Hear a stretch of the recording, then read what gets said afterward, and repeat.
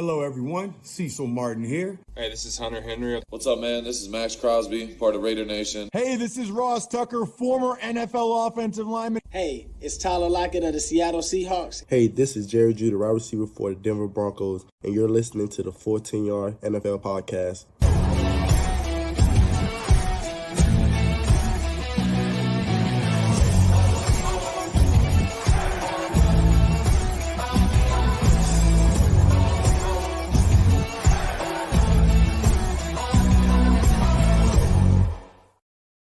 Hello and welcome back to the Full 10 Yards NFL podcast. As always, I'm your host, Sam Moores, and we are just 3 days away from the start of the NFL season, with the Ravens and Chiefs joining it out in the kickoff game on Thursday night, before Friday's first ever Brazil game between the Packers and Eagles. And we're going to focus on those two teams today as it's our NFC preview.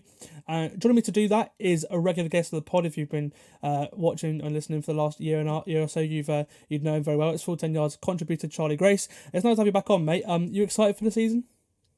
Yeah, I can't wait to get started. It's crept up. I wasn't. It was only a couple of weeks ago I was thinking about getting back into the swing of things, and then looked, and it was this Thursday that it started, and it's crept up on me. But I'm excited. It's been too long without it, so can't wait to get going again. Same thing happened to me as well, because of the Olympics, it just messed up my mind, 'cause I've been doing that for the whole time, and then football season started, and it's just sort of been on the back burner, and then it's just come up, and I'm like, oh god, I need to bring the pod back. So same thing happened to me as well. If you want to go back and check our AFC preview, we did it last week.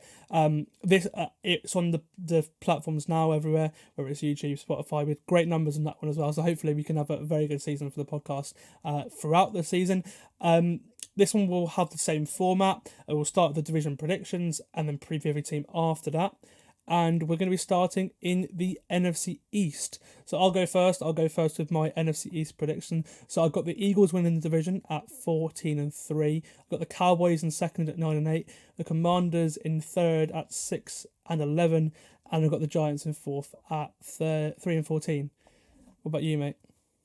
Yeah, so I had the Eagles winning the division. And I ummed and ahed. I messaged you about having a hot take. It's kind of hottish later on. But I ummed and ahed against Commanders over Cowboys as well, just to stir things up, because I looked at the Cowboys. We did a free agency podcast we did, recap, and I wasn't enamoured by them at all. And I'm even less enamoured now. But no, I've gone Cowboys over the Commanders. I couldn't quite bring myself to do that much of an upset. So I've gone the exact same as you have, actually. Yeah, Eagles, Cowboys, Commanders, and Giants. Awesome. You mentioned the Commanders being a sneaky good team. We'll go for them first. Last season, they were 4-13.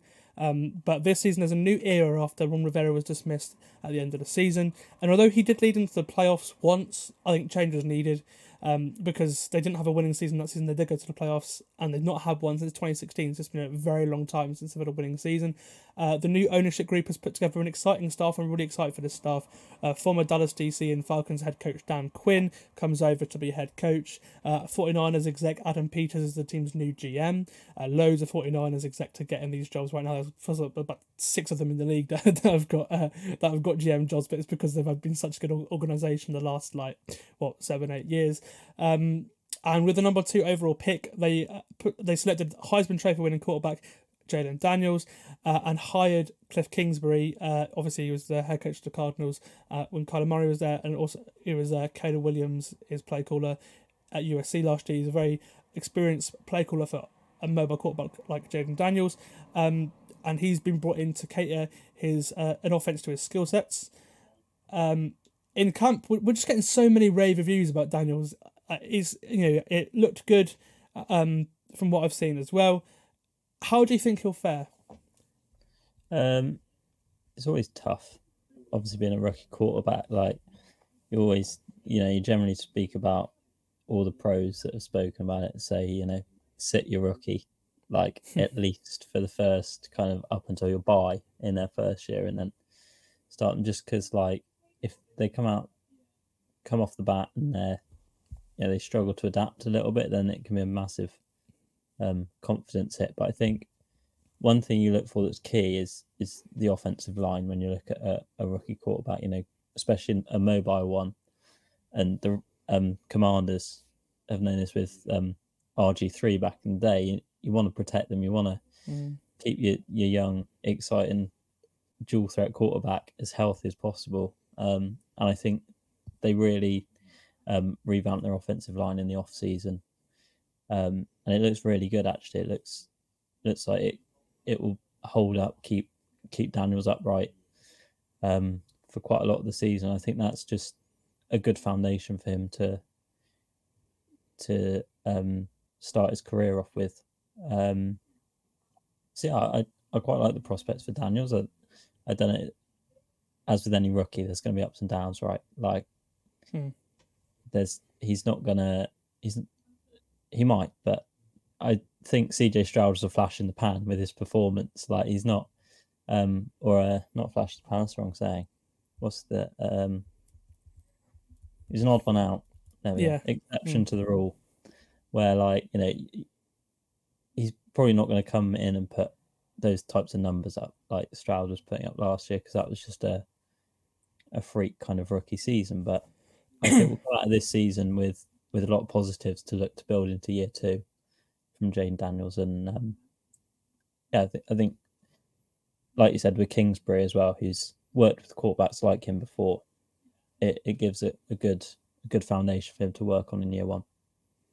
Absolutely. As you said, they spent money on the offensive line. They brought in Austin Eckler as well. It looks like he may be in a better situation than Sam Howell, who was literally running around for his life last year, most sacked quarterback. They needed to spend money on the offensive line. They did in free agency. The defense has to be better if they are going to challenge for almost double-digit wins, if not eight wins or so, because they gave up nearly 300 more yards than anyone else last year, the worst in the league, allowed 5 more TDs than anyone else as well. And it's part of the reason the old regime has gone, because they are built on defense, and the defense last year absolutely sucked. So, because there is talent on that defense, especially on the defensive line, maybe not a pass rusher, but on the interior, you've got 2 or 3 guys who are really, really good. You've got decent DBs, linebackers are okay.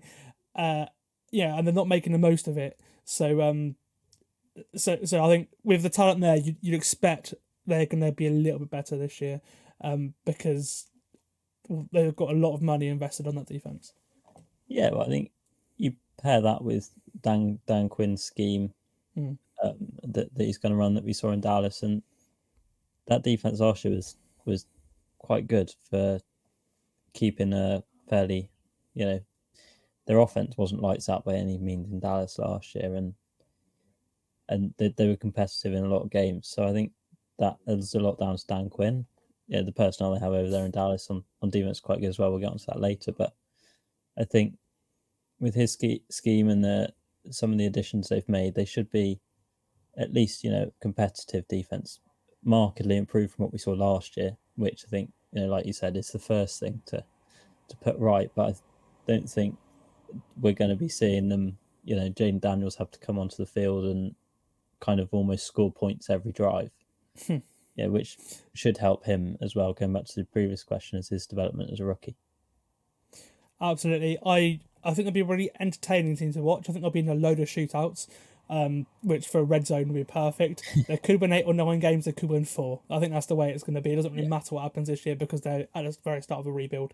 I've got a nice middle ground, 6 and 11, start to the new regime, pretty decent start, and hopefully they have enough progress from Daniels where they feel like they can really take on this rebuild going into year 2.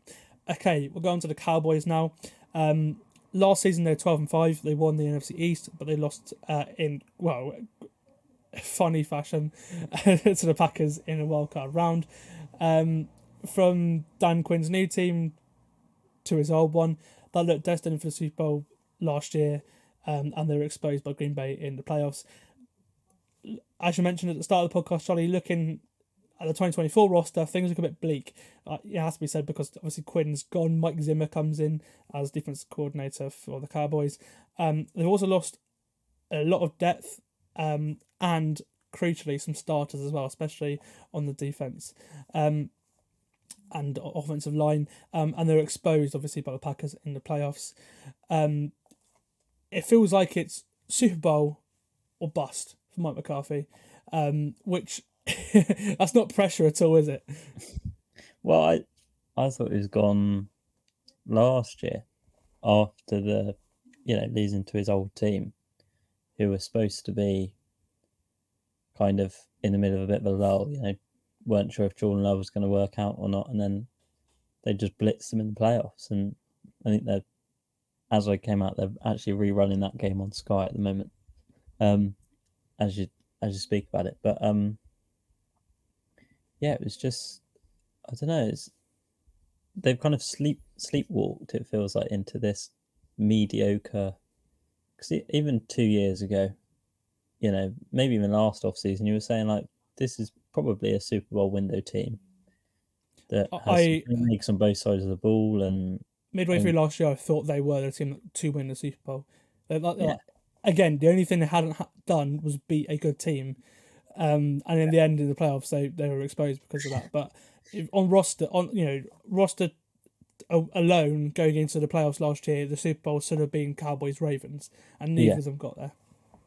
Yeah, and securing CD Lamb's contract was huge a couple of weeks ago, but they've got no playmakers on that offense other than Dak Prescott and Lamb, and they're like Ezekiel Elliott is an absolute shadow of his former self. Like what we saw in New England is nothing like what he was when he was in his prime in Dallas the first time round. The personnel on the defense still looks fine. Like it's a regression from last year, but it's still, it's a, you'd say probably a playoff caliber defense with Mike Zimmer, who good things have come out of camp as to how the defense looks, but the offense is just it just looks really mediocre outside of Dak Prescott and CD Lamb. And it just feels, when you look at it, it just feels bland. There's not a lot of excitement, and it feels like they need a poor season to kind of kick them into gear and get something going. Because at the moment they're kind of going to this lull period where they probably could finish 8-9, 9-8, maybe even 10 and what would that be, 10-7, and then they pick kind of late teens, early 20s in the draft. Don't really add in a great piece. And then we're looking at the exact same roster again next year and talking about the same stuff. Like they almost need a season to be catastrophic to kind of kick Jerry Jones into gear, and get this team kind of where they should be again. Yeah, I'm concerned. I think about both units, to be honest, as well, because they're currently set to start 2 rookies on the offensive line. They've re-signed Zeke, as you said, to start running back. They signed Dalvin Cook as well, and he's sort of going to have to share carries between those two, and Rico Dowdle as well, who's had a bit of a role last season. So they're going to be very pass heavy, pretty much, and vulnerable if teams can take away CeeDee Lamb. Brandon Cooks was terrible first half of last year. Second half of last year was really good. If he can sort of continue that form that he had in the second half of last year, obviously he had that years and years and years of streaks of 1,000-yard seasons. If Brandon Cooks is a great receiver too, Jalen Tolbert, receiver 3, does concern me. They don't really have that third weapon. Obviously, Jake Ferguson may be that guy, but I am concerned about this team. If they have no run game and someone takes away CD, then they're going to be easy to beat, I think. On defense, obviously, not only have they lost Quinn, they've also lost Doron Bland for half the year because he's and pretty much all of the depth has gone. As I said, they've lost a lot of players, and again, big roles to play by rookies, including one starting at cornerback in to replace Bland as it stands, because again he's going to miss about 6 to 8 games, but it's not all bad for Dallas. There are some positives. We'll see what happens with Dak Prescott. Obviously, contract year, he'll either be the first 60 million quarterback in Dallas or away from Dallas. It'll be one of the two. If they suck, probably away from Dallas. But if they're good, they'll have to sign him because they'll be stuck in. They'll be stuck. So we'll see what happens. But I think Dak certainly earned that contract the way he played last year, because he and CD basically carried that offense, because the rest of the offense for most of the year was terrible. But again, I mentioned there's lots of rookies that are going to start on this team, or at least have big roles, like 4 or 5 rookies are going to have massive roles right away because of the amount of depth that's just gone from this team. Jerry and Stephen Jones, they know how to draft. They hit on 90% of their draft picks. By the way, it's most of the guys on this roster have been drafted by Dallas, or they're undrafted free agents. They've been founded by this organization. For you could say non-football people, they do a very good job at drafting players. And if they can hit like they have hit on most of their draft picks, then this team can be very good because the rookies are going to have a role straight away. Yeah, and I think I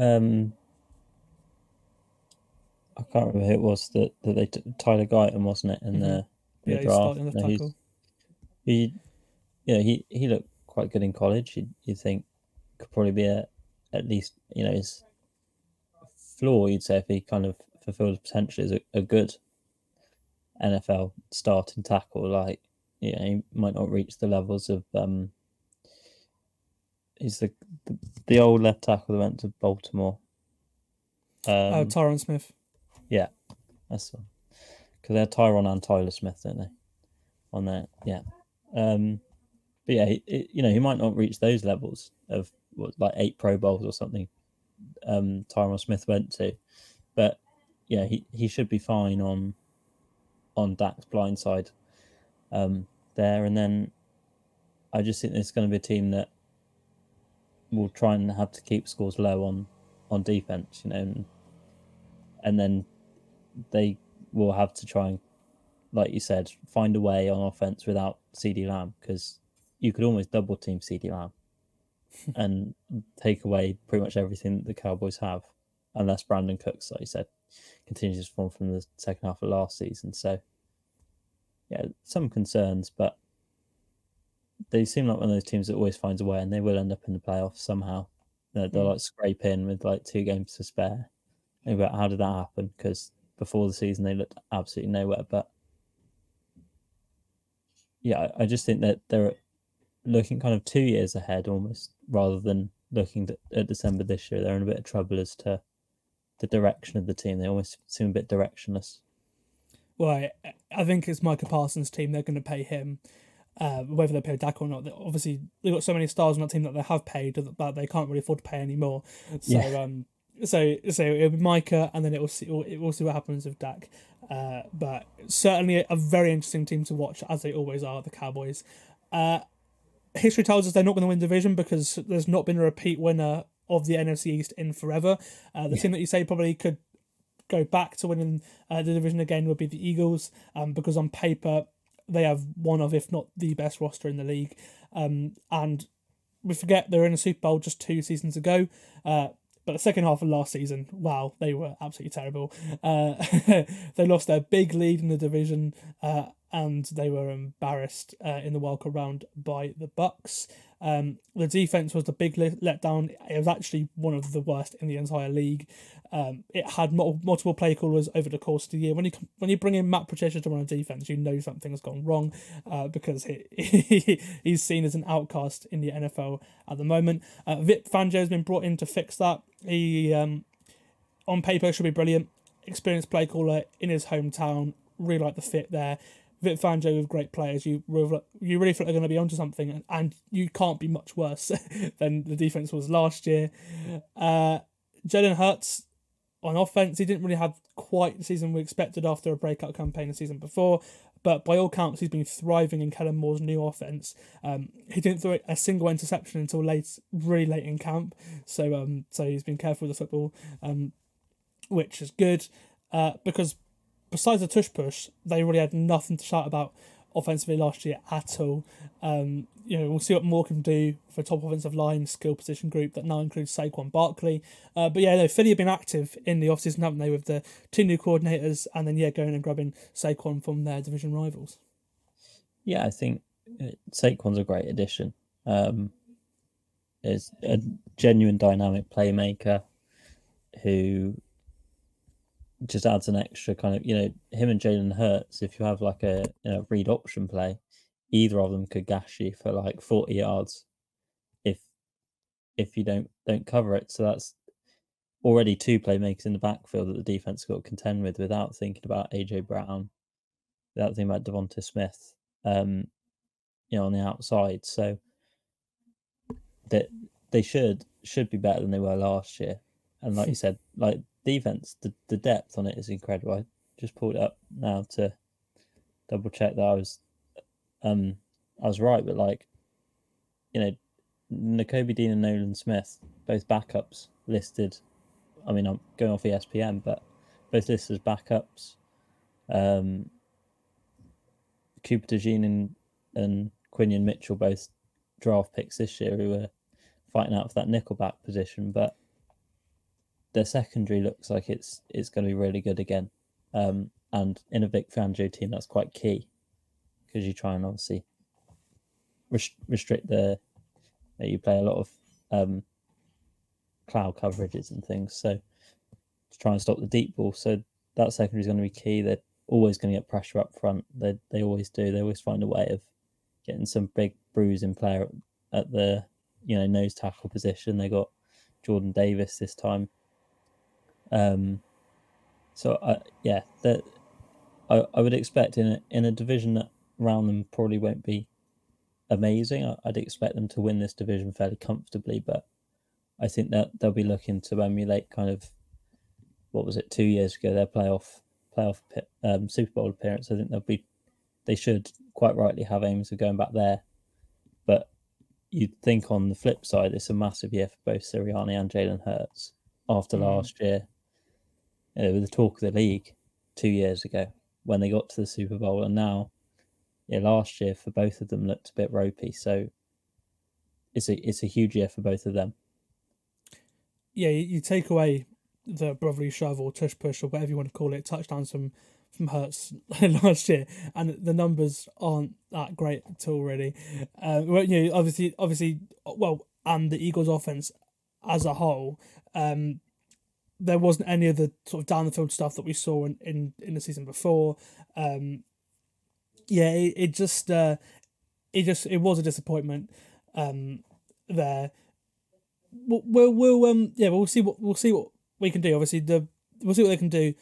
Jason Kelsey obviously retired now, big miss at centre, but they've been drafting offensive linemen for years. They've been preparing, like they've got guys to go. So honestly, it may be a little bit of adjustment straight away, but honestly, I wouldn't be surprised to see the Eagles' offensive line fall off by any means.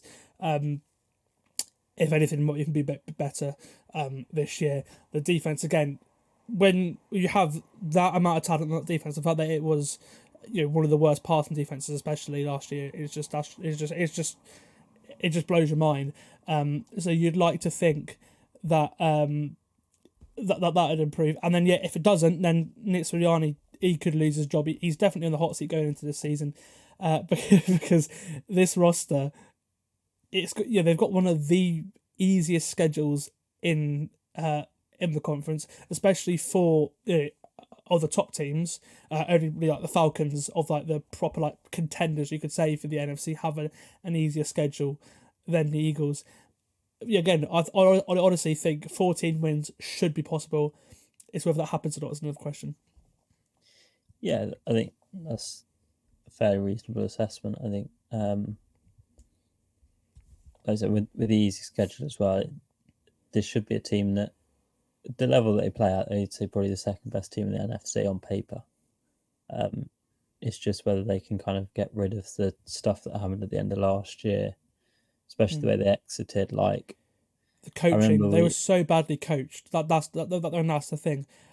They've brought 2 all-star names as coordinators as well. If they look terribly coached again, then they had all three of them. For all three of their reputations, it's not looking good, because Kellen Moore's already gone like that on it. Yeah. Fangio's already going like that. And Sirianni, it's a big year for all 3 big contributors to that team, coaching wise. Yeah, because I mean, there was a whole fiasco, wasn't there, with the bodyguard last year, with him getting, he got sent off to the sideline, and it was just a mess. So they've got to kind of put that out of their mind, get back to what they were doing end of 2022 and start of last year. And you think a culture reset, probably more than anything, is what this team needs. Awesome.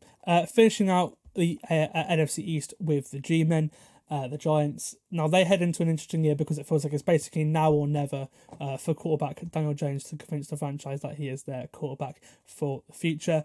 If the Giants suck, he's gone. There's an out next year in his contract. If they're competitive like they were 2 years ago, then a debate is there to be had, because they were seriously considering moving on from him this offseason, especially in the draft. Instead, they decided to pick Malik Neighbours, but they were doing all their homework for quarterbacks in the offseason. Obviously, unfortunately for Jones, he's now about the 2018 number two overall pick, Saquon Barkley, who GM Joe Shane decided to move on from. There's a really interesting clip from the Giants Hard Knocks where they evaluated the decision, and then it's because he's over the age of 27, obviously had injury concerns, the value's not there money-wise for the where the franchise are at the minute.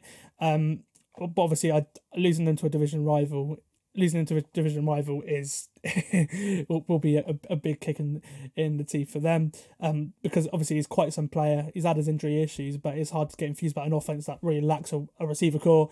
It was PFF's 30th offensive line last year, and yeah, with Jones a quarterback, that offense is not pretty, is it? No, it's besides Malik Neighbours, it's genuinely terrible. It might be the worst in the league. And I think the offensive line looks all right, but they've got some guys that need to prove it on there, because there were a couple of revolving doors. Evan Neal is a backup now, which just shows how his career's gone. Yeah, he was like a turnstile at the football on a Saturday. He's just getting round and round on the edge. And the defense looks fine, but I think they'll just be on the field so much that they'll just be gassed. And yeah, I've written down, I don't think we'll see Daniel Jones starting by Thanksgiving. I think Drew Lock will finish out the year for this team. It'll be a clean slate. I don't know if Brian Daboll will get fired as well, because I think you'd at least give him a shot with a quarterback that he chooses, like next year in the draft. But I mean, the draft quarterbacks look rough. Imagine that Dak going to the Giants. Yeah, I mean, that could happen. That could easily happen. Because the draft it's early in the year. Some players rise throughout the year, but right now the current crop of quarterbacks going into the draft next year looks very ropey. So yeah, two of the best candidates, you could say, played on Sky last night actually, in Carson Beck and then Cam Ward, whose draft stock's going like that every single time, every single week, the way it's going. So both of them played on Sky last night. But with the it's not a very fancied quarterback draft. So the way it's going will people like Dak Prescott are going to be highly sought after on offense. The defense, I really like his defense, and new coordinator. Obviously with Martinell's gone because there's just a lot of palaver last season towards the end of it. Like him and David didn't get on and everything. So in comes Shane Bowen, who was in Mike Vrabel's staff in Tennessee to run the defense. Because I love the Brian Burns move, like that, adding Brian Burns to a defensive line that already includes Kayvon Thibodeau, Dexter Lawrence. I think they're a secondary away from being one of the best defenses in the league. Yeah, it's just, if they can perform, you mentioned they're going to be on the field, right? If they can perform, then that will keep the team in games. It's just whether Jones will be able to lead them to wins. I think they're either going to win 3 wins or they're going to have like 8-9 wins. And it could go either way. This team would, quite literally boom or bust. And I think it's harsh, the 3-14 prediction, but they face one of the league's toughest schedules, especially the second half of the year. And I'm sure Brian Daboll won't like that because he's already on the hot seat. So they lose, a couple of wins, games coming out the bye.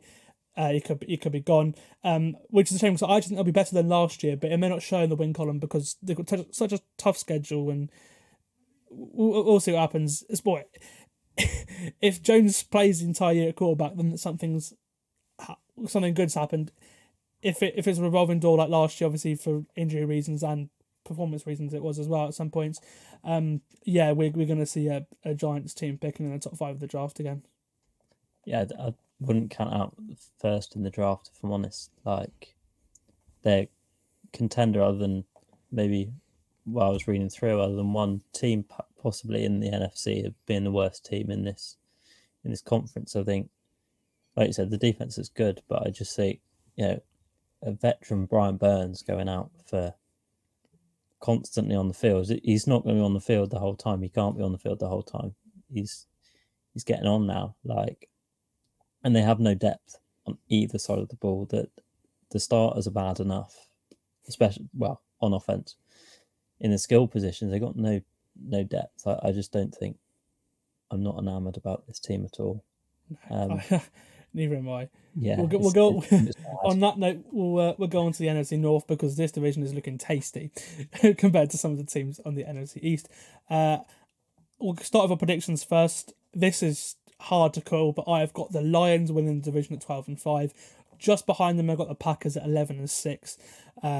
Really close. Could honestly coin flip for the division, I think. And I've got the Bears in third at 7-10, and the Vikings in fourth at 5-12. How does your NFC North look? So I got the Packers winning the division, Lions second, and then Bears third, and Vikings fourth. I think it's like a really good division. It looks very competitive. I think probably, possibly with the NFC West, the best division in the conference. I think there's probably actually, I don't know, maybe three legit quarterbacks, 2.5 legit quarterbacks in the division, and then Sam Darnold, who's no mug at the Vikings as well, and three good head coaches, sorry, in the division as well. So it's going to be competitive, and I think, yes, it's going to be a fun one to watch. We'll start with the newest of those quarterbacks, Caleb Williams, because the Bears are looking really good now because they had a strong finish to last year, winning loads of games, finishing 7-10. And then because of the trade a year ago that landed them the number one, they traded down with Carolina, that landed them the number one overall pick where they took Caleb Williams, one of the highest. And DJ Moore, which is, Caleb Williams, one of the highest regarded quarterbacks coming out of college for a very long time. And now their team looks stacked in some areas, and they're going to be talked about a lot, and they are going to be competitive with a lot of teams. They'll be hoping to go from the worst team in the league to the postseason in just 2 years, and they've given Williams pretty much everything he needs to succeed right away. Not only have they added to the 19th ranked offensive line from last year, so pretty decent offensive line from last year, hoping to win a proper unit. They've also got Keenan Allen, DeAndre Swift, Gerald Everett in free agency, and then drafted Rome Odunze with their second first round pick, the 9th overall pick that they had after their strong end to the season. Yeah, we'll start with the offense. What are you expecting? Because this is, they've got on paper a lot of talent. We'll see what happens, but for one of the most polished rookies coming out of college, he's certainly got a really good situation straight away, hasn't he? Yeah, I mean, since I've followed the league closely, he's the best prospect or the best quarterback that's come out of the draft. I think it's just so exciting. So can make all the throws, can move, and it's the best situation I think a number one overall pick has ever come into. It's ridiculous. Probably 5 legit targets or skill position players around him, an offensive line that's good enough to, a bit like we were talking about the Commanders earlier, keep him upright, which is the main thing you want to do with a young rookie quarterback. And yeah, they look like a polished unit, and I can expect them to be a lot better than they were last year. And I think it's probably a step too far to say that they'd be a playoff team, but I think they're going to be knocking on the door for sure in late December, I think. Absolutely. They'll be challenging. On to the defense. Now, had they not had that second offer last year where they acquired Montez Sweat, and then Matt Eberflus just became a good coach all of a sudden, I'd be a lot more concerned about their defense than I am, because they are they're the best in the league against the run last year.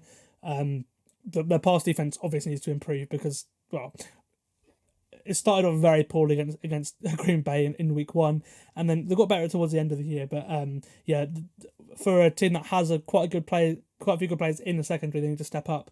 But certainly stopping the run there, great. And again, in a cold division, that's crucial. NFC North, where you got 2 dome teams, 2 really cold teams, and the NFC as well. It's all about running the football in that conference. So that they've built a team in the right way.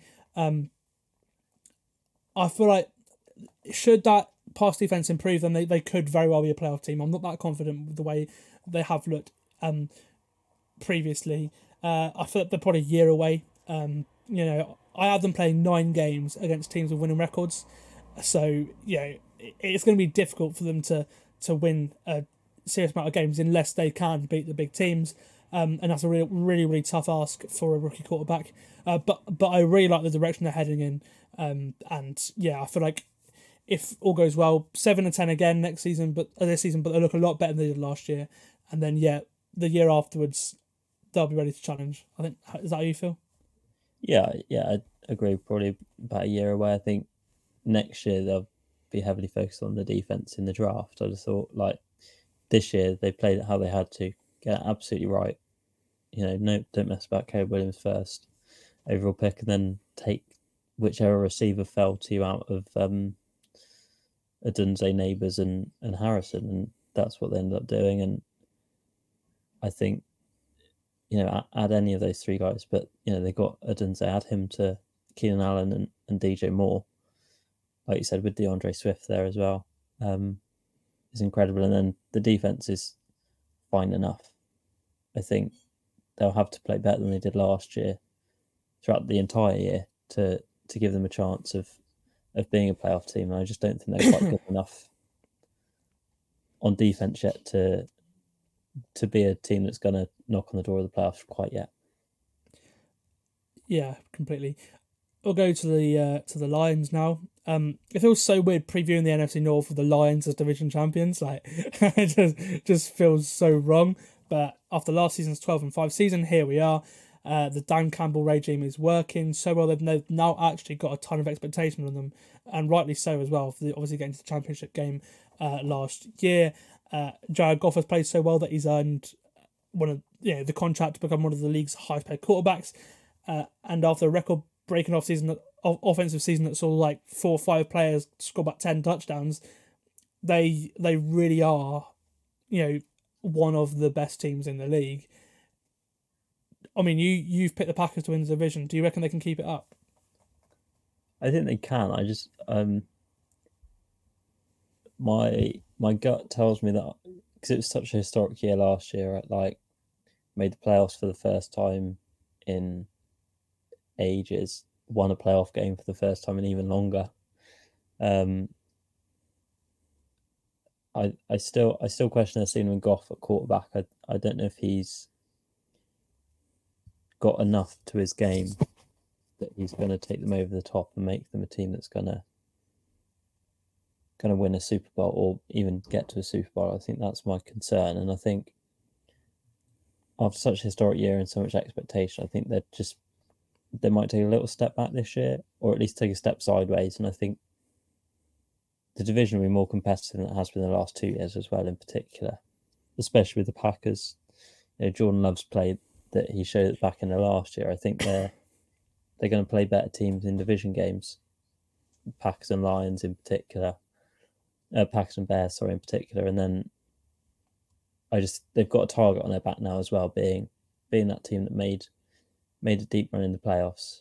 And I just see them maybe stagnating a little bit. They'll still be, a playoff team. I can imagine that, but I don't know if they're going to run away with this division or be a top 2-3 team in this conference like people expect them to be. After, the triumph of last year, having a bit more of a target on your back. I mean, yeah, it'd be interesting to see what happens. Most of the gang is back together on the offense as well.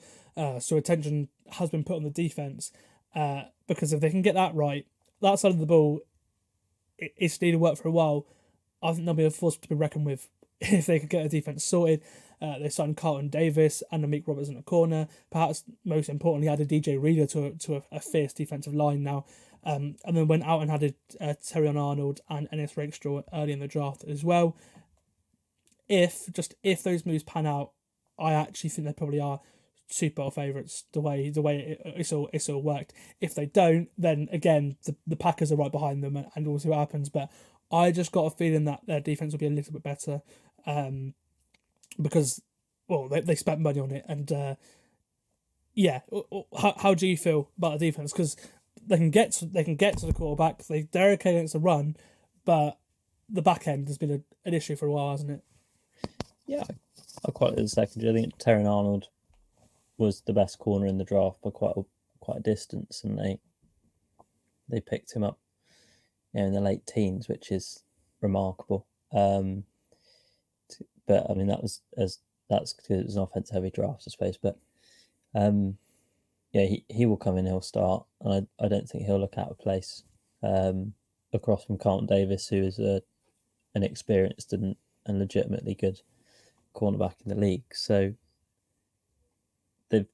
they've got enough experience with their young players as well, or players that were younger, kind of like Aiden Hutchinson and things. They've got now a playoff win and a playoff run under their belt, as well as knowing how to grind out regular season wins as well. So you think added experience, a bit of added quality as well. I think they should be better than they were last year.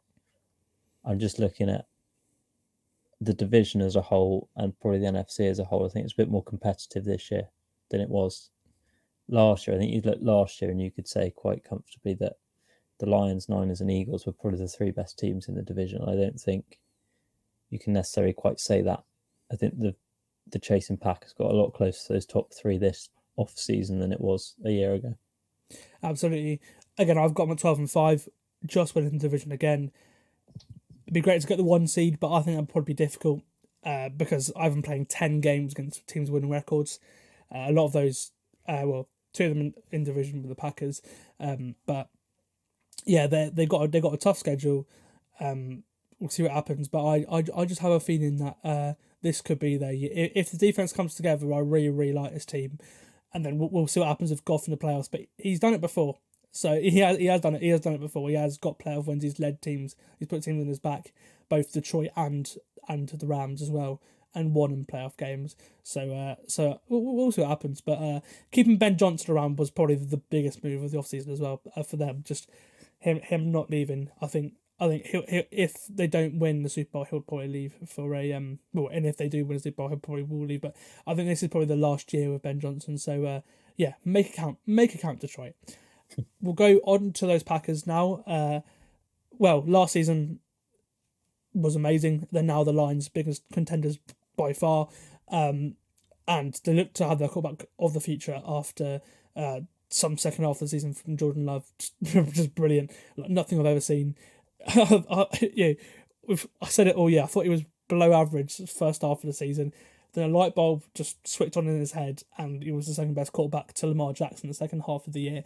So yeah, and now we're in a where some people are crowning the Packers like their Super Bowl winner. Some are quite low on the Packers. I'm sort of midway in sort of in my rankings. But like Goff, Love earned that contract to become league's highest paid quarterback. And the Packers got the league's highest paid quarterback with the league's youngest roster surrounding him. If those young players can pan out like they did towards the end of last year, then they're looking really, really good. There's no doubt that Matt LaFleur and Brian Gutekunst have built a roster that will win in the future. It's just how soon that will be. Again, as I mentioned, youngest team. We'll start with the offense. Got a gazillion receivers, no real number one target, but it worked last year, especially second half of the year. LaFleur caught some excellent games. How are you feeling about the offense going into the season? Yeah, it's a bit like, obviously Jordan Love's progression's huge. Kind of settles a question at quarterback that they might have had coming into this off season if he hadn't played as well as he has. But Jordan Love looks good. Receiver by committee, it kind of is. Over there in Green Bay, and then I'm excited to see how Josh Jacobs fares behind an offensive line, which I think they lost Bakhtiari, lost John Runyon as well in the off season, but I think they've bolstered it well. So I'm excited to see how he fits in the scheme. Aaron Jones was that number one back last year, and I think Josh Jacobs probably on par, if not a little bit better than he is. I'm excited to see him as far away from playing the Broncos as possible, because he always used to gash us. So that's fantastic that he's far away now. But yeah, I think the offense, LaFleur's a great offensive play caller as well, offensive minded head coach. So they're going to be better over the whole year than they were last year. I think last year, like you said, started a bit slow, but kicked into gear. I think they're across the course of the 17 games. I think they'll be a lot better, and I think the Lions will be looking over their shoulder a lot more than perhaps some people think ahead of the season. Absolutely. Again, that was a nice surprise last season. The defense, on the other hand, disappointment. and it's why they've got new staff now led by Boston College head coach Jeff Hafley. He's been brought in to fix the unit that has been subject to a lot of their early draft picks over the years. They've certainly invested in that defense. They spent even more money on it in the off season with the addition of Xavier McKinney, with a couple more pieces added in the draft as well. Again, if the defense is good, then again, it's a coin flip. If not, then I'd say the Lions maybe just have the edge, because I probably would pick their offense just over. But should the defense pan out as hoped, do you think they are serious challengers for the NFC? Not the conference as a whole. I think they just lack a little bit of star power. I think maybe would be the word. I think Jordan Love, Josh Jacobs, probably blue chip offensive players, skill position. Well, if you get a good year out of Josh Jacobs, because he's very up and down. Like he's on course for a good year because he was terrible last year. so that's good. But again, next year might be terrible. So move on from him after the season, Green Bay, because you're going to get a year out of him, and then he's going to be done. I think Christian Watson is a good receiver. I don't know if you'd say he's a blue chip receiver in the league type. And I just don't think they have anyone of that sort on defense. I think that probably is what pushes the Lions over the edge, perhaps. Into when you were to compare them in a one-on-one game on paper, I think you'd say probably the Lions are probably on paper the better team. They can certainly be a playoff team. I just think it's maybe a step too far to talk about them as Super Bowl contenders yet. I think next year, a good off season, a good draft where you supplement your quality with some depth, I think then we can talk about them at the pinnacle of the NFC again. Yeah, I'm really excited to watch this team, and we'll see which of those players, those young players, again, the youngest roster in the league, we'll see which break out, because they are going to break out because of how good they were towards the second half of last year. They're poised. Some of them are poised to have a really good season. Minnesota, we'll finish off with Minnesota in the NFC North. Last season went 7-10, had a revolving door at quarterback. This season, they look to have had their future, but it's not really panned out as they'd liked over the offseason. They've got them going 5-12 this season, as they start a new era after Kirk Cousins' 6-year run as a starter came to an end when he went to Atlanta in free agency. Now, I mentioned it there, they drafted J.J. McCarthy in the first round to be his replacement, but an injury in pre-season has required him to have season-ending surgery. So, Sam Darnold is going to get one final season to prove his worth as an NFL starter, and I think he's in a pretty good place to do it. Justin Jefferson is the best receiver in football, pure receiver. Maybe not best, easy, maybe not the hardest to stop, but he's the best receiver, I'd say. Kevin O'Connell is one of the league's best offensive minds, and when he comes back from PUP, TJ Hawkinson is one of the league's best tight ends. it is now or never for Sam Darnold, isn't it? Yeah, I think so. And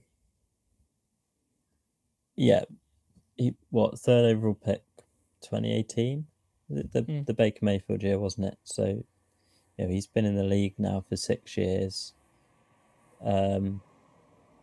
6 years, and that he's just never ever shown any of the potential that he showed, really.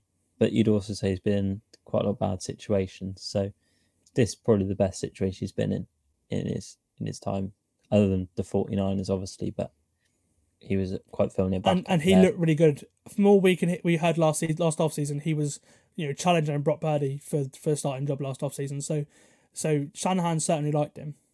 Yeah, and I think he's, now he's got a starting gig. Maybe he's going to have a Baker Mayfield type year with like Baker had with Tampa last year. But my concern is if one of Jefferson or Addison gets injured on this offense, I think it looks a bit ordinary, especially if Darnold plays how he has played in prior years. If he's, anything like he was, his best times with the Jets, I think it's a very mediocre offense. I suppose you could say that about any team with a massive start, but I think, because their offense seems a bit kind of one-dimensional outside of either Jefferson or Addison in the receiving game, I think if one of those goes down, then the offense looks a lot more mediocre than it looks on paper right now. I am a little bit worried of some aspects of the offense. As mentioned, Hockenson missing the first 4 games. The interior offensive line played terribly last year. It's the reason why Kirk Cousins got injured. Rushes up the middle. The tackles are great. It's just the interior was terrible. And then Jordan Addison could be heading for suspension as well. So we don't know how many games he's going to play. We're not even mentioning injury. So I'm a little bit worried, but should all come together. Sam, he's got a fair shot. I like the defense too. It plays hard. Brian Flores' defense always does, but it just needs more talent to compete with the ones sort of in the upper echelons of the league. He's a great defensive coach. No, I say defensive coach there, not head coach, because of the way he treats some of his players. But I'm really interested to see how Jonathan Grenard looks in this scheme. I love the Andrew Van Ginkel pickup. He was phenomenal in the scheme under Flores and Josh Boyer in Miami. But this defense is just lacking some superstars. And they're going to play hard. They'll be middle ground of the league. But for this team to really be competitive, especially with sort of concerns over quarterback play on offense, it needs to be really good. So unfortunately, the Vikings having a bad season. I actually think they might look better than they did last year. I like this team. I just felt after their sort of terrible offseason they've had, I feel like wins are probably going to be hard to come by. They face the league's 5th toughest schedule as well, which is not ideal. But they're certainly a team for the future, I think. Yeah, I like the secondary. Grenard's a nice pickup, but I just think outside of that, the defense is a bit light. Not a lot of pass rush talent there other than Grenard, I think.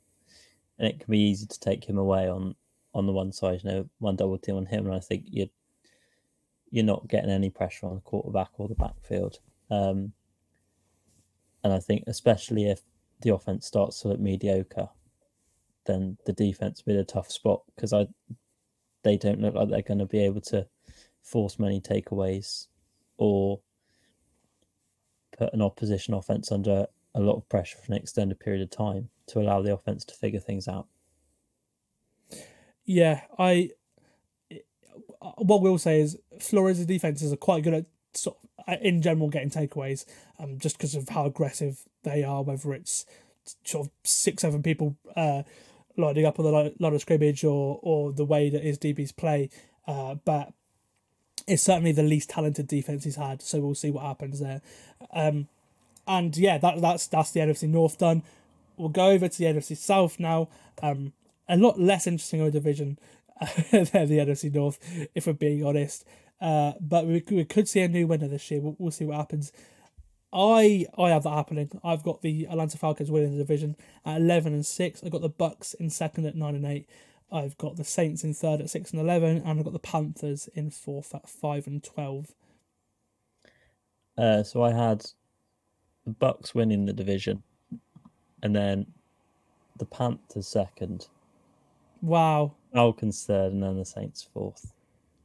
Wow. We'll get into that later. We'll we'll start with the Bucs, so you have winning the division. Obviously, one of the surprise packages of last season, winning their third straight title, and then winning a playoff game as well. Todd Bowles did a great job coaching that team last year, and sort of similar to the Vikings this year, they went into last year Baker at quarterback, last chance saloon, and then he won a playoff game in his own contract, being rewarded with the job full time. And against all odds, they also managed to keep Mike Evans as well, who it looked like they were going to lose for pretty much until he signed the contract in free agency. They're a really good team. I just think, unfortunately, the offseason's just not gone their way because they've lost some pieces on defense. And the most important loss of all is their offensive coordinator, Dave Canales, who, after his brilliant job last year at Baker Mayfield, is now the head coach of the Panthers. And he's gone over to do a similar job to what he did with Baker to Bryce Young. Two other teams are also better in the division this offseason, I feel, as well. I don't think the Bucs have got better. I feel they just sort of stood still. And they have a first place schedule, so they've got some tough teams to play. They're going to have to fight, but their history and experience tells us they'll be up for that. You've gotten winning the division because of that. Why? Well, I think, a bit like I like the keeping hold of Evans. I think that was a key move in the off season, but I think obviously Rashad White showed that he's a dynamic running back, and then I just think Godwin and Evans is a nice receiver duo. They're a bit like the Vikings. I think if one of those two goes down, it starts to look very ordinary again, the offense. But with Rashad White in the backfield, I think you have an extra element, whereas I don't think the Vikings have much of a run game, which is what I'd caveat with that. But I just think, based off last season, I think retained other than Canales, it's a fairly similar kind of, like you said, they've not gone backwards. I don't necessarily think they've gone forwards either, but I don't think they've got any worse. I think I'm more so expecting a bit of an underwhelming year from the Falcons, which I think will then enable the Bucs to get through. I don't think the Bucs are going to be a massive playoff, team. I don't necessarily think they might be one of those teams that sneaks in the playoffs with a losing record. They might go 8-9, but I just think I think the defense is being experienced, but I like they have a lot of pass rush talent. Like, Kalijah Cansey is going to go in his second year now. Got a lot of Aaron Donald comparisons coming out of college last year. Because he's a smaller kind of. Well, he looks great next to Vita Vea, like little and large. It's like your perfect lower league strike partnership, isn't it? They're just massive defensive tackle next to a really quick one. and I think that's speed and power is a great combination in there. And then Yaya Diaby was incredible last year, and they added Chris Braswell as well, who across from Will Anderson was a great pass rusher in Alabama. So I'm excited about their talent up front. Interested to see what the offense looks like now Canales has gone across to Carolina, but I just think this team will do enough in a division I expect to be underwhelming again. I think it's probably why I had them top. If they protect Baker, they'll go a long way. If they don't, then it's a worry, because Baker versus and without pressure, two completely different players. So we'll see what happens there. If they don't make the playoffs, they're the second youngest team in the league. They were competitive right away last year because of a great draft class by Jason Light. If it isn't to be 4 titles in a row, there's no need to panic, is there? Because they look really good for the future. Yeah, and I think if Baker has a down year, then maybe you look at splashing some cash on Dak Prescott next year. But they're in a great position to kind of, you get another season of playoffs. You just add more playoff experience to this young team. You have a down year, then you either pick high in the draft, add a blue chip player, or make a big play for a trade or in free agency. So yeah, it's a good time to be a Bucs fan when it didn't necessarily look like it was going to be when Tom Brady left a couple of years ago. We'll go on to those Falcons now. Again, one of the teams that has improved the most, probably the team that has improved the most on paper over the off-season. They've gone all in. GM Terry Fontenot has remained, but he's put his job on the line and his faith in the hands of new head coach Raheem Morris and his OC Zach Robinson, both disciples of Sean McVay. The first move was the signing of Kirk Cousins to a massive contract in free agency to try and make the most of a top young offensive group, because Arthur Smith really struggled to do that. And then a couple more receivers came over in free agency. Subsequently, they got injured. Rondell Moore's on IR before they shot the world with the selection of quarterback Michael Penix in the first round. I hated the pick at the time because they had one glaring need, pass rusher, but they then went and addressed that recently with the recent acquisition of Matt Judon via trade from the Patriots. And that's where because I was a little bit concerned about the Falcons. Now, on paper, they should breeze this division, especially because they have by far the easiest schedule in the league.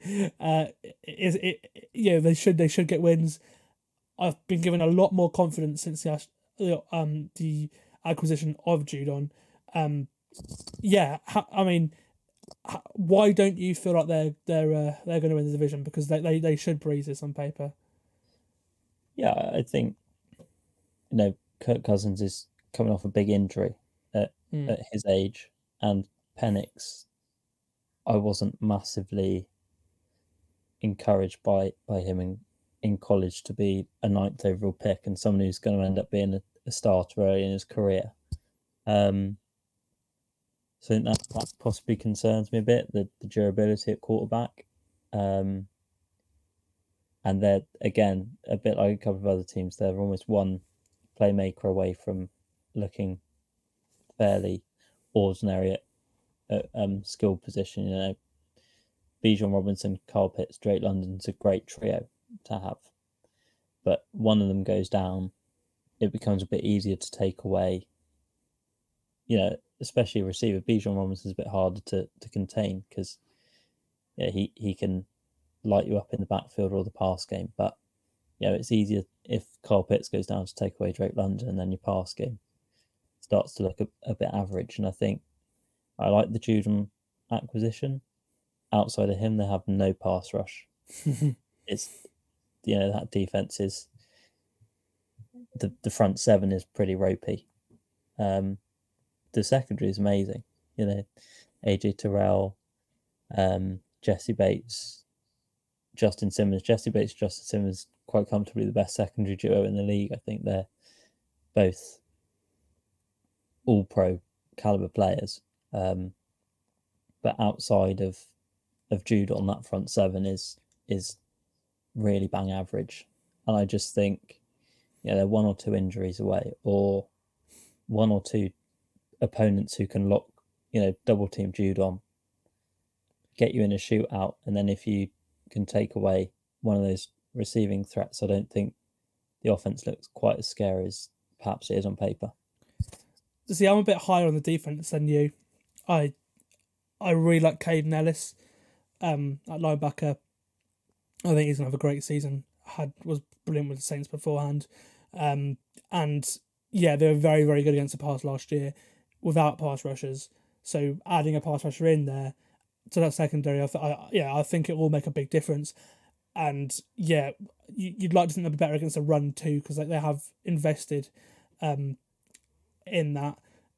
Again, I just think I have concerns, but I honestly think 11-6 has been a bit conservative because I only have them playing 3 games against teams that make the playoffs of the 14 teams that make the playoffs. So they got a really easy schedule. It may be a bit conservative. If everything pans out, I wouldn't be shocked to see them have the 1 seed just because of they're not going to play anyone good this entire season. So they're gonna rack up wins. They've had a few injuries. There are a few unknowns, so I think it will take them for a while to adjust to to everything, especially Cousins coming back. He may not be the same quarterback. We may see panics. He's looked okay in pre-season. But this team, on paper, should have 11 wins because they've got everything going. It's like the schedule gods are just giving them, this is your path to the playoffs. This is your path to the 1 seed. Go and take it. It's just whether the Falcons are going to Falcon or not, isn't it, really? Yeah, and I think, they could easily win this division. I wrote in my notes that they can definitely win this position if the injury gods are on their side as well. I'm also not massively enamored by the head coach hire. I think, Raheem Morris, great DC. I don't know how he'll be as a head coach. I think it's probably my least favourite head coach hire out of the kind of carousel we've had this summer. But again, if he proves me wrong and if he's, gets the defense, like you said, playing to the level that they were last year as a minimum, then they'll make the offensive job relatively easy because you just need to, probably rack up 24 points and you're at least in most games to take them to overtime at the very least. So yeah, I can easily see, a world in which this team gets a home playoff game,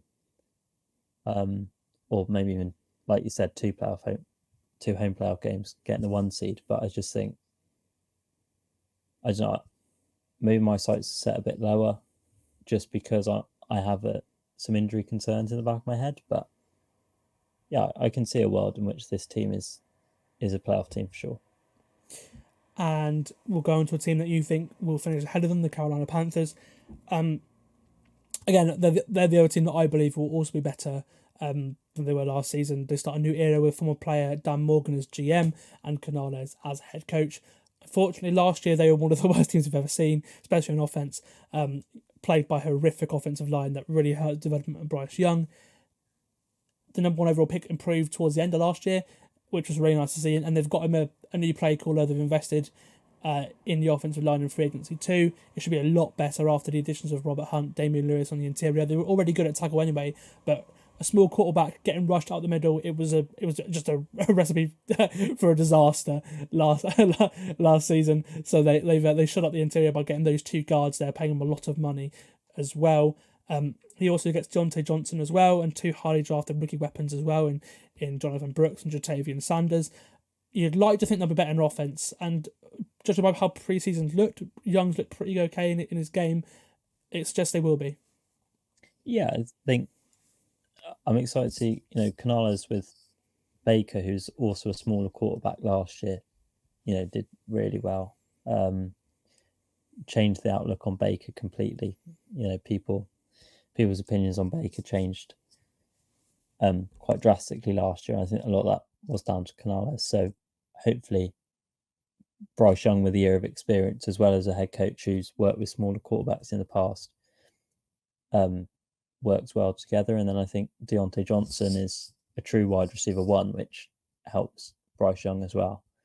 Thielen can take that more wide receiver 2 role, which he did really well in Minnesota as well. And then, like you said, the Texas pairing, quite dynamic playmakers on the offense who, Jatavian Sanders is probably twice Bryce Young's size. He's a man mountain, he's huge. So, just lob a jump ball up to him and he'll probably catch it if needs be. And yeah, I'm just quite high on the Panthers. I'm quite excited to see what Bryce Young and Canales can do. I think Deontay Johnson's a great pickup.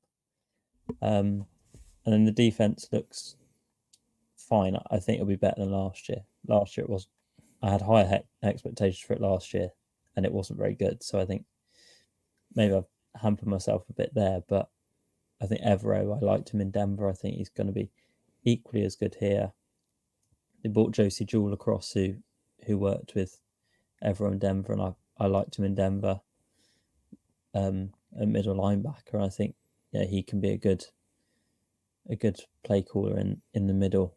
A good leader of this defense. Yeah, they really need to learn how to stop the run, because you mentioned it. The defense actually was good against the pass last season. There, you won't believe it, but the Panthers were actually number 3 against the pass last season, which just seems it's just their offense was so bad. They, the defense was just on the field so much that you'd think they were terrible. Really really good spine. Obviously starts with Derek Brown, all pro defensive tackle in a season where the team absolutely sucked. I think the defense will keep them in a lot of games. The only thing they're lacking is a pass rush. You could say got Jadeveon Clowney starting there, but if you had Clowney opposite Brian Burns, who again the Rams almost traded 2 first-round picks for a couple of years ago, then you got a really good defense. I think they're going to be really good. I think they'll be competitive at the bye. They may even have a sort of even to winning record at their bye week. But the problem is they've got a really, really tough end to the season. I think after that they will fall away. But they're gonna win games, and I'm much higher on them than I actually am on the Saints. It's just I feel like the Saints are probably just gonna have a better season, and we'll get onto them now because I haven't really got much to say about them if I'm being honest. Like I got them going 6-11 last season. They were 9-8. But I felt this is the end of an era for the Saints, if I'm being honest. And they could surprise, but I feel like that it's going to be a poor season. I really wouldn't be surprised to see Dennis Allen fired mid-season. I think his tenure so far has been like completely opposite of remarkable. I'm sort of where you were last year, because I don't know if you remember this, but you forgot they were even in the league last year. So I'm sort of where you were last year, right? Now, because this team are just there. Yeah, it's they're getting old. Like they're not, some teams you're like, oh, they're a bit mediocre, but at least they're young. At least there's something exciting, some undrafted free agent that you hear something good about on Twitter. You see a nice clip from training camp. Like there's nothing. Like Olave's fine, like great receiver, but Derek Carr's really mediocre. Alvin Kamara, again, it was exciting, but he's getting old. All their big players on defense, Cam Jordan, Tyrann Mathieu, all getting old. It's just not an exciting team. My big line in my notes is just Dennis Allen won't be the head coach in January. If he's still there, something he's had a great coaching job, because this team just screams reset. There's no denying that there are some talented players on this team, but there's also some players who are really not. And year on year, the scales are tilting more and more towards that because of how they've built the roster. The skill positions are all right, but both lines concern me. And bear in mind, in the Sean Payton era, this team was built off those lines. They guys getting paid for other teams just because they couldn't afford to pay them because they had so many good defensive linemen. Now I'm struggling to find a couple. The offensive line was terrible, was horrific last year, and it has been for a couple of years as well. They don't really have that depth and quality they had a couple of years ago, but yet they're still as aggressive with the salary cap as they were back then. And Derek Carr really disappointed me last year as well. The rest of the division has got better. The same really can't be said about the Saints. I think they've got worse. And it just looks like after years of playing with the cap and all these voyage years and what's it called, roster bonuses and all this to try and lower the cap so they can keep all these stars. It's coming to the end now where you've got a pretty sorry roster because you have no quarterback to elevate a team, and you haven't got, by the looks of things, a head coach or a defense either. You're just there, and I feel like it's time to reset, because otherwise they're just gonna be stuck in sort of 6 to 9 wins territory forever. Yeah, I think they're a bit like, they're just like if you went and bought the Dallas Cowboys off Wish or like Temu, which is the new one, isn't it? That's the new Wish. Like, they arrive and they've got their star receivers a little bit worse than CeeDee Lamb, and their quarterback's considerably worse than Dak Prescott, and they have no defense. So they're just like, they could very easily play at a level where they're like fine and they get 6 wins, but then you don't really want to be in that range. You want to either be really bad or making the playoffs. So yeah, I'm just not enthused about this team at all. it's difficult to find any words to really say anything to get excited about them. I think they'll be, average to solid, but the thing that really worries me for this team is they've got 10 games against teams with winning records on my numbers, and that's tough. Yeah, not some teams like the Falcons have about 3 or 4 games against teams with winning records, and you've got the Saints in the same division with 10. Like that is brutal for them. And yeah, I mean, the thing that will save, I think the offense will look different. They've got a new play caller coming in, Clint Kubiak on offense. Because Pete Carmichael has gone back to Denver with Sean Payton. After being his right-hand man for years. Kubiak's there to a bit more of a modern offense. We'll see what happens with that. We'll see, bear in mind, the two Taysom Hill lovers are gone. We'll see how much uses Taysom Hill has now. It's going to be a new offense, but I don't know if it's going to be a good offense. And on defense, well, it's basically up to Chase Young and Willie Gay to fix this defense. And, it disappointed me last year. If it doesn't improve, then yeah, Dennis Allen's gone. I think that's just all we can say about the Saints, really, isn't it? Yeah, I think they're probably. I think they're close to being the worst team in the NFC than they are doing anything else. I think, and if I was a Saints fan, I wouldn't necessarily be frustrated at that. I think you desperately need reset. Direction. You need. I wouldn't be surprised if we see an absolute exodus next off season and the whole. They need to because they otherwise not going to be able to afford to pay anyone because of the way they've been with the cap. They're gonna. It's gonna be like a proper tank job, I think, because it's the only way they're gonna be able to reset, and it might take years, but they'll be in a much better situation in a few years' time, certainly. Right, we'll finish off with the NFC West. Really interesting division, this. And we'll kick it off with our predictions. I've got the Niners winning division again. Feels like they always win division. I've got them winning it at 13-4. I've got the Rams in second at 9-8. I've got the Seahawks 8-9. And I've got the Cardinals at 6-11. Yeah, so I've got Niners, then I've got Seahawks, then Rams, and then Cardinals. Interesting. But we'll start with those Cardinals. We'll kick it off with a team that had some impressive wins towards the end of last season. They're not the most talented of teams. They're still not now, but they're certainly very well coached. They're young and they're looking really good for the future. Had a decent off season. Weren't as aggressive as I thought they would be, but they've addressed areas, and it's going to be a longer rebuild this one. But I think they'll get there eventually. It's a future that they hope will be with Kyler Murray at quarterback. He's healthy going into the season, and he played pretty well down the stretch last year as well, after obviously missing the start of the season, recovering from his ACL. They've got a potential future star of a receiver in Marvin Harrison Jr., and they spent resources on the offensive line as well. If all those pieces come together, I feel like I'm saying a lot. I've said that a lot, but if those pieces do come together, we could see a very decent season from Kyler Murray. Obviously, you're a very big fan of Kyler Murray. How are you feeling about him going into this season?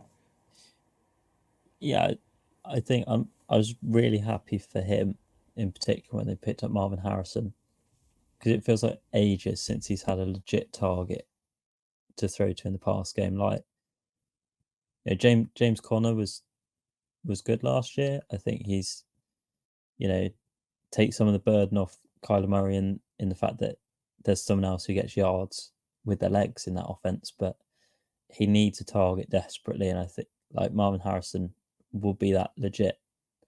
He could be in the conversation. He's probably my favorite for offensive rookie of the year at the moment, I think, just because of the impact that he's going to end up having on this team, this offense in particular. I think Kyler Murray, we saw his progress after his ACL injury. He looks to be back to his kind of how he was before the injury. And there's a reason he went number 1 overall a few years ago. And despite his size issues, I think he's got a lot of talent to make up for it. And with a legit target in the pass game now in Marvin Harrison, as well as James Conner, behind an offensive line that I think is probably above average to good. That I think this will be an offense that looks a lot better, and I think we'll see a Kyler Murray that looks a lot like his old self and is exciting, like the kind of Oklahoma Kyler Murray used to see. Yeah, and if they play as hard as they did last year, they're going to be in a lot of games, because they were in a lot of games last year. They just didn't have the quality to really compete with the big boys in the end. On the defense, I'm really excited to see this defense in year 2, because bar Buda Baker, they've not really got any big names, but those guys played really well, really hard last year. They were a really entertaining sort of unit to watch. They've added Sean Murphy-Bunting to that mix as well. He's sort of the next big name as well. Maybe you say Jalen Thompson, who's had a couple of good years. They're still lacking a bit of talent to probably contend in this division, but they're gonna be in a lot of games. I think 6-11 is a good building point for a team that's heading in the right direction. Yeah, I think I like Zaven Collins as well. I think he's a decent player. And just one of the names on the defense that you hadn't mentioned there, but yeah, like you said, the defense last year was exciting to watch, and I think Jonathan Gannon that's part of the reason why the Eagles capitulated last year, was because of the impact that he and Shane Steichen had on that Eagles team that went to the Super Bowl. We saw how key they were after they left when the Eagles capitulated, but that was also shown by how good the defense was for the Cardinals last year. And you'd say, like you said, they'll be in pretty much every game this year. Watching Red Zone, they're generally in the late window, but they'll be in any game that comes to the fourth quarter. They're always going to be maybe a score down, a field goal down, but they'll never be out of it until the final drive of the game. And with playmakers like Kyler Murray and Marvin Harrison on offense, there's nothing to say that they can't snatch a couple of wins, 1 or 2 flip games in the division, and end up possibly sneaking into the wildcard round with kind of a 9-8 record, which could quite comfortably see you in the playoffs in the NFC. Yeah, I really would be shocked by that if that happened. Now, it would be a big upset if the Niners don't make the playoffs, and we'll go on to them now. I've got them going 13-4. That's 1 win more than last year, where they won the division and then lost in the Super Bowl to the Chiefs. Now, on paper, they are the best team in the league. Certainly, starters-wise, if you're just talking 22 offensive defensive starters, they are the best roster in the league. They've got all-pro players on literally every position group, but it feels like literally all over the shop, and they have the ability to win some big games. They came number 1 in my roster rankings again this year, but the lead has come down. They've lost a few depth pieces, and if there are injuries, that could be an issue, because they have had a lot of depth previously. But based off last season, though, it's really hard not for me to pick, me to not pick them for the division again. They were tied first for scoring offense last year, second for scoring defense last year. 2 offensive players that were in the MVP conversation, 9 Pro Bowlers, 7 All-Pro players. They were just unbelievable last year. My only concern is that they have a lot of injury-prone stars, and their championship window is closing, isn't it?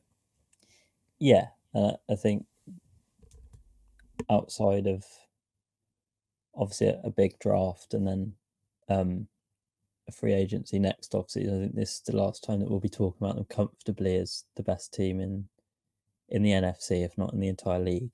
The Ayuk extension was huge. I think that he adds so much to that offense when Deebo Samuel sometimes doesn't.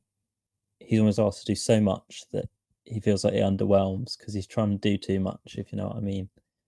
He doesn't specialise in either receiving or getting touched out the backfield. So he's almost one of those players who's too good at everything, that he doesn't specialise in one thing, that he excels, that kind of thing. And I'm just eager to see Brock Purdy's play. I think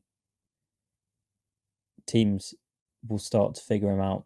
The more film they get on him, the more times they play him. And then it's up to Shanahan to work his magic again with his schemes, which he seems to have done so far. whenever it seems like Brock Purdy's getting figured out, all of a sudden Shanahan will switch up the scheme, and Purdy is good enough, intangible wise to pick that up on the fly and kind of just manage this offense as well as he needs to do. But I wonder whether the fact that he's more of a manager than someone who will do something off his own back is what holds this team back. Yeah, he's looked vulnerable at points when players got injured, when Debo got injured last year, when the offensive line wasn't as good as it was, and then places like the rain, for example, he has looked vulnerable. He's not a Josh Allen quarterback by any means. He does struggle in certain situations. And yes, so it'd be interesting to see if that if there are injuries, how he looks this time compared to before. But yeah, Shanahan is just super intelligent. I agree. I actually think that Ayuk is the better receiver of him and Deebo Samuel. I feel certainly maybe not the best weapon, but I'd rather have Brandon Ayuk in my team than I would Deebo Samuel, if I'm being honest with you. So it's great that he's sticking around. And again, if Deebo gets injured again, I wouldn't be surprised to see them move him on now, because they can probably get out of that contract soon. So we'll see what happens. But Ayuk, I'm so happy they've kept him around. A great boost. I agree with you completely there. Should everyone stay healthy? I feel like it's not how far they will go. It's if they win the championship game, will Shanahan finally get his ring? Because they've been in like 4 of the last 6 NFC championship games or something stupid like that. They always get there. It's just that ring has eluded them so far. Yeah. It's just the final hurdle twice, and it's... Well, if you include the Falcons as well, 3 times. Yeah, that's true. The Falcons wasn't exclusively on him though. That was a capitulation. The offense did stop working. Yeah. If they score one touchdown, it's a different game. Yeah, and it's a bit like Everton yesterday. One of fall off like you've never seen before type thing. Mm. But no, I think they probably pre-season they are favourites to win the whole thing. They can't shake that tag. I think they've put themselves in a John Lynch as GM and Shanahan's head coach have put themselves in that position to earn that tag. And it just depends on how, I think probably overall they've taken a step back from how good they were last year with some of the pieces that they've lost. But that's probably testament to how good of a team that they've built, that they're still far also away. A lot of the teams at the top of the league have taken step backs or there are concerns over. So it's like, I don't think we have concerns over them. It's just, will they be able to actually get there? Yeah. Yeah, and if they play a team like the Chiefs again in the Super Bowl who have experience there, that it then becomes kind of a mental thing as opposed to a quality thing. And I think that's the biggest question mark. But I've no doubt this team will be the 1 seed come January.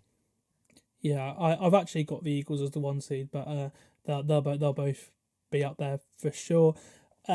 Also, before we get onto the Rams, our best wishes go out to Ricky Pearsall, their first round pick, and his family after the incident that occurred last night. Horrible to see. It's good that he's stable and everything, but that is he's been released from hospital. I think actually, sort of thing.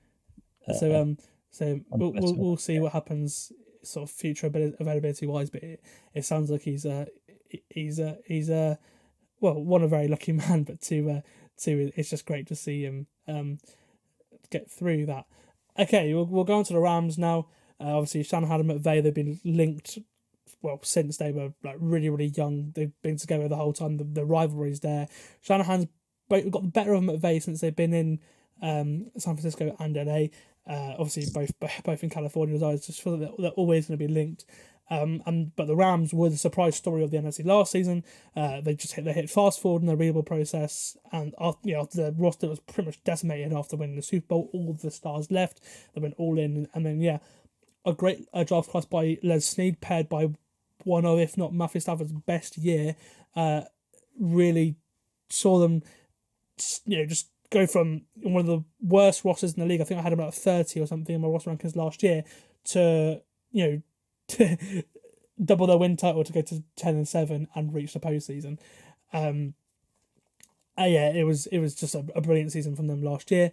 Now, one big thing's happened in the offseason. He flirted a bit before, but Aaron Donald has finally retired, and they're suddenly going to look different this year because of that. But they've got a load of talent on that defensive line. It'll be interesting to see how big of a miss he is because, as I said, that defense was so good last year that there is some hope that it's not as big as a miss that we thought it may be when everyone else left a couple of years ago. Yeah, I think the team shouldn't have been good last year. Like, on paper, it was like, it looked like it was full of Madden regens. Like, it shouldn't have been good. Yeah, I called it the no-name defense this time last year, and then look at it now.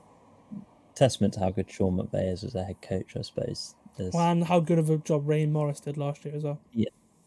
Yeah, just as to how good they actually were. And then I like the additions that they made on the defense. Kobe Turner was incredible last year anyway.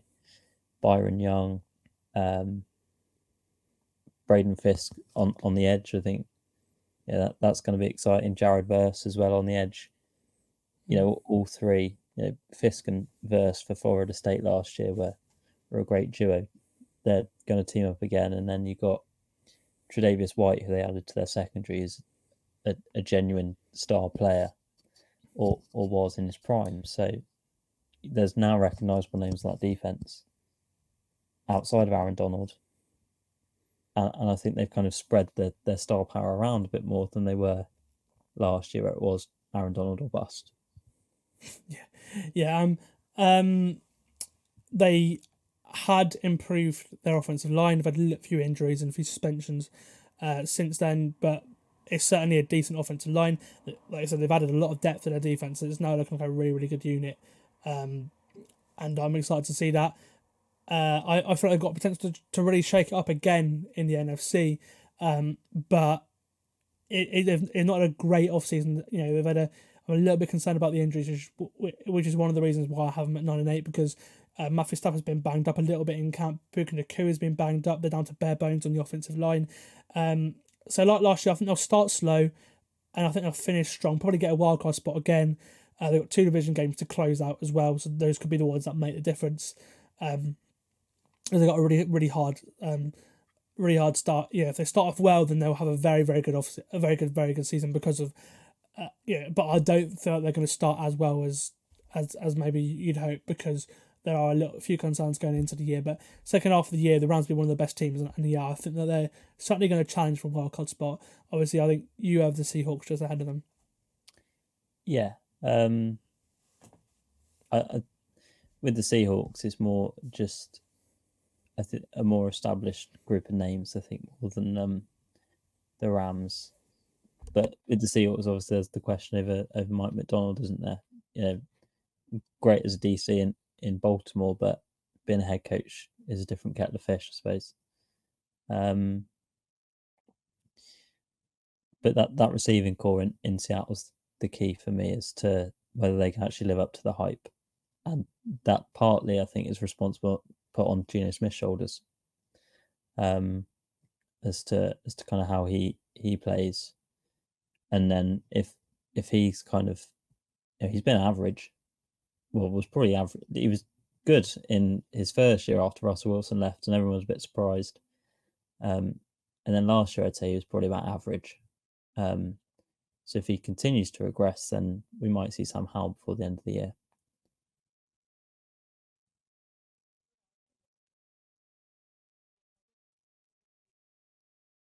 I've lost you, but I don't. Or I've lost Sorry, you all. I'm on mute. I didn't realise I was on mute. Okay. So with Seattle, we'll get onto them in a bit. I just finish off with the Rams. I think that they'll be decent. I think very very close division between them and the Seahawks, which we'll get onto now. It may just be the injuries that hurt them at the end. Ultimately at the start of the year, but they'll be very good at the end of the year. I think it might be the opposite for Seattle. I've got them going 8. Seattle, so I won't. Yeah, that was my bad. 8 and 9. Finishing off the previous podcast with them.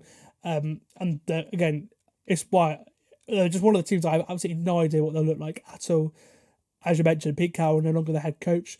After he and the organisation sort of agreed to move him into an advisory role ahead of his 15th season with the team. So in comes Mike Macdonald, the Ravens DC, as head coach, giving John Schneider full control of a young roster.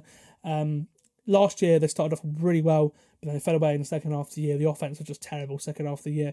Only scored more than 20 points 4 times after going 5-2 at the start of the season. So they've come in, they've gone, and obviously they've got McDonald. They've also got a new OC and Ryan Grubb coming over from National Championship finalist Washington. And from all that, I read he's got a really exciting offense. Obviously more college style offense. So we can see how Geno Smith fares in that. And you mentioned the only trouble that I think I have, which is why I would have the Rams above the Seahawks, even though I'd probably say they're going to have very similar seasons, is the quarterback. Like, I trust Matthew Stafford way more than I trust Geno Smith. I think he's the worst quarterback in the division. The offensive line sucked a lot last year, and the offensive line's got worse than it was. Obviously, they had injuries, but they've lost players on the interior. I think Connor Williams is a great pickup, but he's a centre coming off an ACL, which is a bit of a worry. If Connor Williams is the All-Pro centre he was at the start of last year, then the offensive line will be a little bit better there. But there's a reason why Miami didn't re-sign him. There's a reason why he went until August to be signed again, because there are serious injury concerns with him. So we'll see what happens. But the offensive line sucked last year. But obviously, you've said it there. The receiving core is good. It probably is the best 3 in the league. Smith and Jigba had a sort of good rookie season, not quite the season that we thought it would be. But again, the offense last year was terrible, and that's why they've got a new OC, isn't it? Yeah. And I think it all comes down to how Geno Smith plays. I say that their rosters are probably a QB away from being really, really good. So that's it really, and that's an interesting position, because could they be a contender for Dak Prescott? Maybe, like, put Dak in. Maybe, this team is so interesting to predict, because they could be terrible this year. Completely new regime. They could be absolutely terrible, but they could win 11 games. Like, it's so difficult with this. Yeah, I think if McDonald's defense is half as good as it was in Baltimore, with the talent they've got in Seattle, then Smith's not going to need to do a lot for them to win games. Like, they're going to need to score 24, 28 points maybe a game. That's not, obviously it's not easy by any stretch of the imagination. That's like 4 touchdowns, but still, like, they've got the playmakers to do it. They've got the personnel to do it. It's just whether Geno Smith can sort of reignite his form from 2 years ago rather than emulate his performance last year. I love the defense. Well, the scheme anyway, like you said. I feel they're probably a pass rusher away from they've lost Nwosu from it to injury, which is really unfortunate. They've had a bit of bad luck in terms of pass rusher this off season, I'm afraid. But that they've got, certainly scheme wise and secondary, especially interior as well, they're a very, very good defense. So I'm looking forward to seeing them. This team, I think, could have 6 wins. They could have 10. I'm in the middle of 8. I think that's pretty much where to go. But they're certainly a team that they're one of the first teams I'll watch the game in 40 of on the Monday of week 1. Yeah, I think they're going to be one of those teams that they're better than the average in the NFC. So I think they might not beat any of the big teams in the NFC, and that will probably be their undoing when it gets to the playoffs, if they make the playoffs, of course. But I think they're better than the average team in the NFC, and that I think they'll get to 9 wins. I think they'll have a winning record. And it's just the way that the chips fall as to whether they're on the right side of that, whether they have a better head-to-head than another team with 9-8, or maybe they'll comfortably make it because a team with a losing record will make it, and you never know with the NFC. It's such a tight division, especially in that kind of middle range. Well, it is that time of the podcast again. It's time to pick your 3 wildcard teams. Who are they, Charlie? So I had the Lions Seahawks and the Rams were my. So yeah, because then Niners, Bucs, Packers, and then the Eagles as the winners, and then Okay, yeah. I mean, that makes sense then because you got both Seahawks and Rams making it in.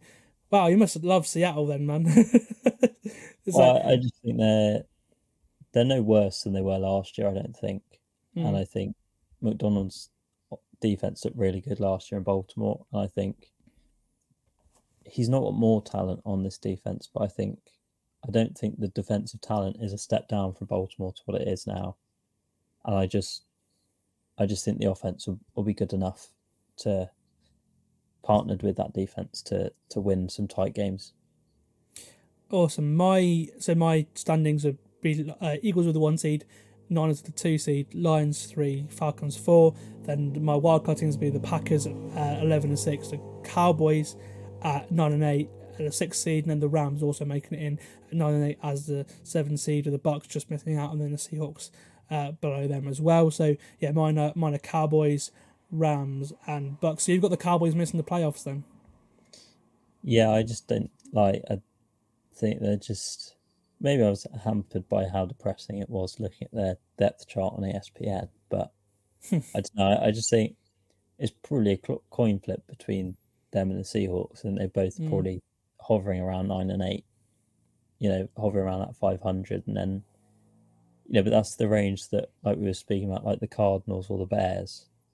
If they have a good run of games, either of those teams could probably sneak ahead both the Seahawks and the Cowboys, I think. Yeah. So we have the same top 9. It's just that your and my so the same top 9. It's just that I have the Seahawks and the Bucs missing the playoffs. You have the Seahawks and the Bucs making the playoffs, and then you have the Falcons and Cowboys missing the playoffs.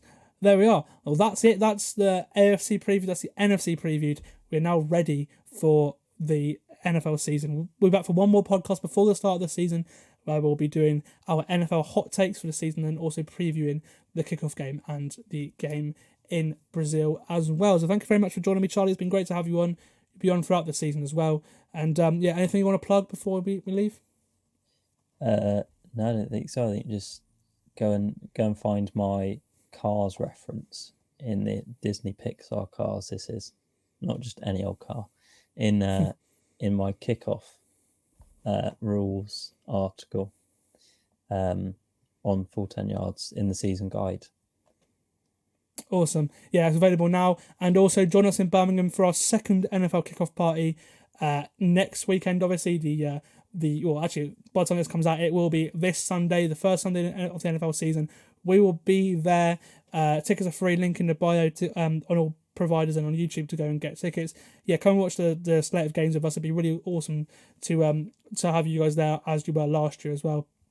It was a great party last year, and they may even stay on to show Sunday Night Football as well. So we'll see what happens there, depending on the demand. But yeah, if you want to come watch football with us for the first Sunday of the season, link in the bio, and it'd be great to see you there. For now, he's been Charlie, I've been Sam. It's been 14 Yards NFL podcast, and we'll see you for our preview for the kickoff game. Goodbye.